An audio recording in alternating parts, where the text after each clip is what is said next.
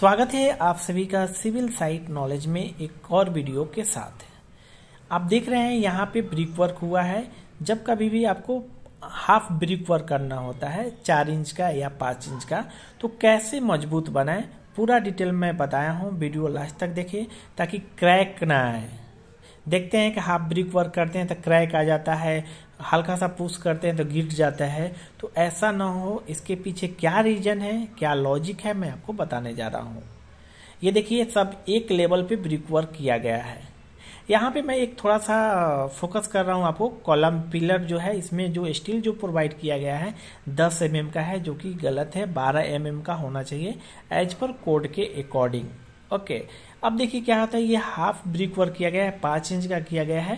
तो इसका जो मोटार का क्या रेशियो होना चाहिए, एक दिन में कितना फीट जोड़ सकता है मेसन, ये भी आपको मैं क्लियर करूंगा।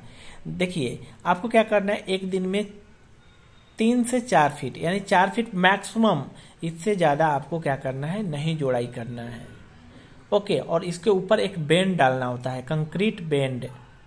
इससे क्या होता है मैं आपको आगे वीडियो में बताता हूँ। कंक्रीट बेंड अक्सर क्या करते हैं लोग, बगल वाला साइड में देखेंगे तो डायरेक्ट जोड़ दिया गया, कोई बेंड नहीं डाला गया है। इसके पीछे आपको क्या होगा कि क्रैक आ जाता है। सेल्फ वेट के लिए, वेट से आपको क्रैक आ जाता है, और जो क्रैक आता है पूरा स्टार्टिंग से नीचे तक क्रैक जाता है। क्रैक को रोकने के लिए 4 फीट पे आपको बैंड डाला जाता है, और मजबूत भी होता है, बॉन्ड भी अच्छा होता है। और ब्रिक वर्क जब भी करना चाहिए प्योर लेवल में करना चाहिए। इसका जो लेयर है लेवल में होना चाहिए। चलिए डिटेल में समझते हैं। एक छोटा सा रिक्वेस्ट है कि अगर अभी तक आपने सिविल साइट नॉलेज को सब्सक्राइब नहीं किया, प्लीज आप सब्सक्राइब कर लें। साथ में बेल आइकन को प्रेस करना ना भूलिएगा, ऑल नोटिफिकेशन के लिए। जैसे ही सिविल साइट नॉलेज से वीडियो अपलोड होगा तो आपके पास एक नोटिफिकेशन जाएगा, जिससे आप पहले आप देख सकते हैं। मैं हमेशा सिविल से रिलेटेड वीडियो अपलोड करता हूं। तो देखिए आज जैसे कि मैंने साइट पे गया तो देखता हूं कि लोग क्या गलती करते हैं, जिसकी वजह से वॉल में क्रैक डेवलप हो जाता है, क्रैक आ जाता है। तो 5 इंच जनरली हम 5 इंच ब्रिक वर्क के बारे में बताएंगे कि जो जब 5 इंच का ब्रिक वर्क हो जाता है तो क्रैक आ जाता है। तो इस क्रैक को रोकने के लिए क्या करना चाहिए और कितना रेशियो से होना चाहिए मोटार, जो मसाला यूज करते हैं, सीमेंट सैंड मिलाते हैं, उसके अकॉर्डिंग क्या होना चाहिए। लोग जो मेसन कॉन्ट्रैक्टर जो होते हैं अपने से जोड़ देते हैं। 8 इंच का भी वाल या हाफ इंच का भी वाल जो होता है, जिसे 4 इंच का, उससे मोटार से सेम मसाला से आपको क्या करते हैं, ब्रिक वर्क कर देते हैं। ये गलत है, सेम नहीं होना चाहिए। देखिए एक्चुअली जब आप हाफ ब्रिक वर्क कर रहे हैं, जैसे कि आपने 10 इंच का ब्रिक आप ले लिया, उसके आधा साइज जो 5 इंच का या 8 इंच का ब्रिक यूज कर रहे हैं तो उसका 4 इंच का। एक्चुअली क्रैक को रोकने के लिए क्या करना चाहिए मैं आपको बता रहा हूँ। फर्स्ट पॉइंट क्या होता है कि जब कभी भी आप ब्रिक वर्क करें तो ये देख रहे हैं, ये लेयर है, ये लेयर है। ये लेयर जो होना चाहिए परफेक्ट लेवल में होना चाहिए, ये लेवल में होना चाहिए। फर्स्ट पॉइंट ध्यान दीजिएगा कि जो भी मेसन से जोड़िएगा बोलिएगा मुझे लेवल में चाहिए, लेवल करते हुए जाएंगे। वाटर पाइप लेवल से अगर करेगा, यहाँ का लेवल और यहाँ का लेवल दोनों सेम आना चाहिए। अगर मान लीजिए ये प्लिंथ बीम है आपका, मान लीजिए ये प्लिंथ बीम है, प्लिंथ बीम है, पीबी है, प्लिंथ बीम है, तो इसका जो लेवल देखेंगे तो इससे अगर 4 इंच यहाँ ऊपर है तो ये भी 4 इंच ऊपर होना चाहिए। अगर ये प्लिंथ बीम भी लेवल में होना चाहिए। तो इसे क्या होता है कि अंडुलेशन में लेवल में ब्रिक वर्क होना चाहिए ताकि क्रैक ना आए। क्या होता है कहीं कहीं मेसन जो ब्रिक वर्क करते हैं, ध्यान दीजिएगा, तो ये ब्रिक वर्क तो करेंगे, ये ब्रिक वर्क कर देंगे ऐसे, ठीक है, लेकिन ये जो लेवल में नहीं जाता है, ये ऐसे कम बेसी, देखिए ये जो लेयर होता है कम बेसी हो जाता है। तो यहाँ का मोटाई और यहाँ का मोटाई में अंतर हो जाएगा। तो ये परफेक्ट लेवल में होना चाहिए, तभी आप क्रैक को और मजबूती को बढ़ा सकते हैं। ओके, अब देखिए एक और बात आता है कि इसका मोटार रेशियो क्या होना चाहिए। जो सीमेंट सैंड एग्रीगेट जो आप यूज कर रहे हैं, उसका मोटार का रेशियो, मसाला जो बनाते हैं मोटार रेशियो क्या होना चाहिए। तो ये मैं आपको रेशियो बता रहा हूँ, 1:5। अगर 5 इंच का वाल अगर यूज कर रहे हैं, जो जोड़ रहे हैं, ब्रिक वर्क कर रहे हैं, तो 1:5 होना चाहिए, और 1:4। देखिए एक्चुअली 1:4 भी यूज कर सकते हैं, क्योंकि ये स्ट्रॉन्ग अगर चाहते हैं मजबूत बने तो 1:4 यूज किए।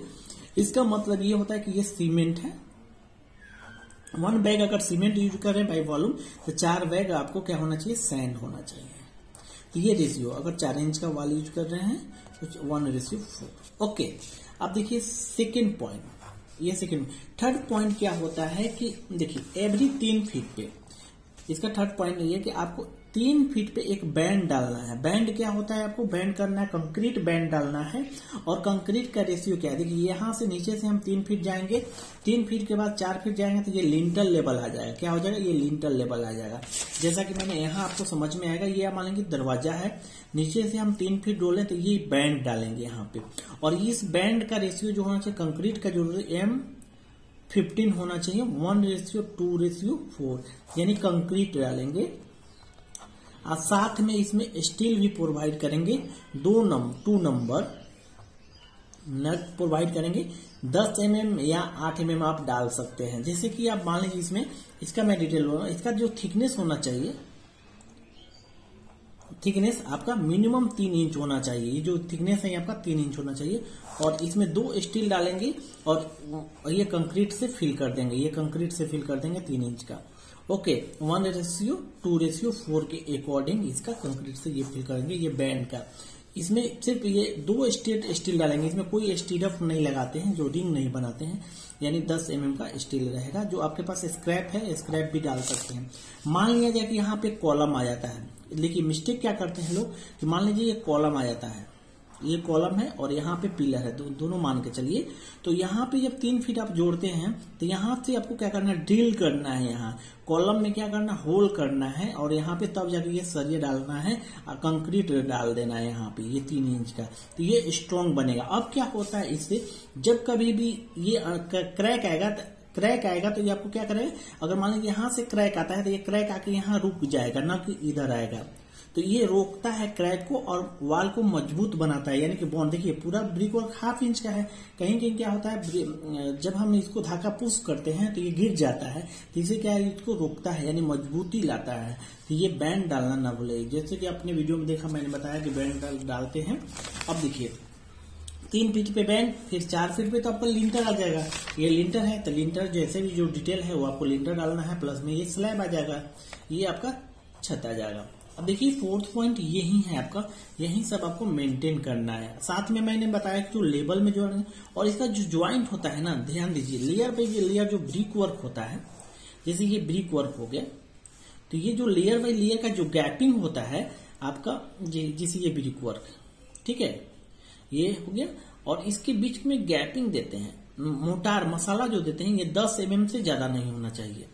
ये देखिए ब्रिक वर्क है, तो ये जो गैपिंग जो आता है ना, 10 mm से ज्यादा नहीं होना। इधर का भी गैपिंग और ये भी गैपिंग, ये कितना होना चाहिए, 10 mm, यानी 1/2 इंच होना चाहिए।